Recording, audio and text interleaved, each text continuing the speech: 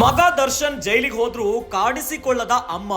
ಎಲ್ಲೋದ್ರು ಮಾಜಿ ಸಂಸದೆ ಸುಮಲತಾ ಅಂಬರೀಶ್. ದರ್ಶನ್ ನನ್ನ ದೊಡ್ಡ ಮಗ ಇದ್ದಂತೆ ಎನ್ನುತ್ತಿದ್ದ ಸುಮಲತರನ್ನ ಅಮ್ಮ ಎಂದೇ ಕರೆಯುತ್ತಿದ್ದ ದರ್ಶನ್.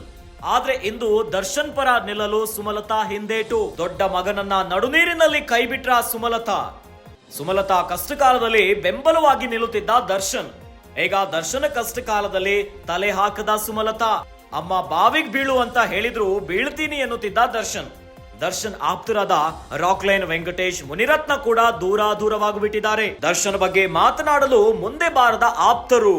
ಕೊನೆಗೆ ಒಬ್ಬಂಟಿಯಾದ ಚಾಲೆಂಜಿಂಗ್ ಸ್ಟಾರ್ ದರ್ಶನ್ ಅಭಿಮಾನಿ ರೇಣುಕಾಸ್ವಾಮಿ ಕೊಲೆ ಪ್ರಕರಣಕ್ಕೆ ಸಂಬಂಧಿಸಿದಂತೆ ನಟ ದರ್ಶನ್ A2 ಆರೋಪಿಯಾಗಿ ಪೊಲೀಸ್ ಕಸ್ಟಡಿಯಲ್ಲಿದ್ದಾರೆ. ಆದ್ರೆ ದರ್ಶನ್ ಜೈಲಿಗೆ ಹೋದ್ರು ಕಾಣಿಸಿಕೊಳ್ಳದ ಅಮ್ಮ. ಎಲ್ಲೋದ್ರು ಮಾಜಿ ಸಂಸದೆ ಸುಮಲತಾ ಅಂಬರೀಶ್ ಎನ್ನುವಂತ ಪ್ರಶ್ನೆ.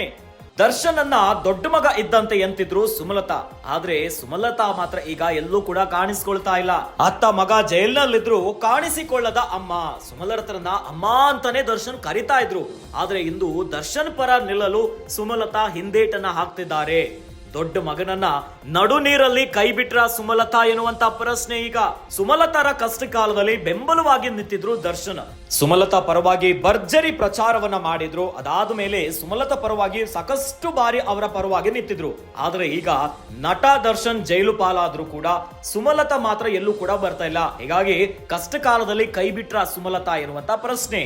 ಎತ್ತ ಅಮ್ಮ ಬಾವಿಗೆ ಬೀಳು ಅಂತ ಹೇಳಿದ್ರು ಕೂಡ ಬೀಳ್ತೀನಿ ಅಂತಿದ್ರು ದರ್ಶನ್.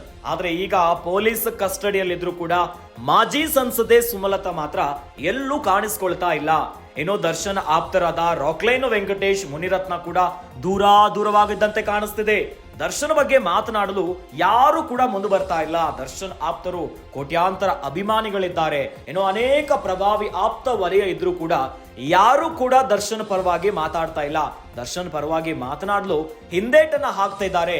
ಇತ್ತ ದರ್ಶನ್ ರೇಣುಕಾಸ್ವಾಮಿ ದರ್ಶನ್ನ ಅಪ್ಪಟ ಅಭಿಮಾನಿಯನ್ನೇ ದರ್ಶನ್ ಹತ್ಯೆ ಮಾಡಿದ್ದಾರೆ ಎನ್ನುವಂತ ಆರೋಪದಲ್ಲಿ ಈಗ ಪೊಲೀಸ್ ಕಸ್ಟಡಿಯಲ್ಲಿದ್ದಾರೆ.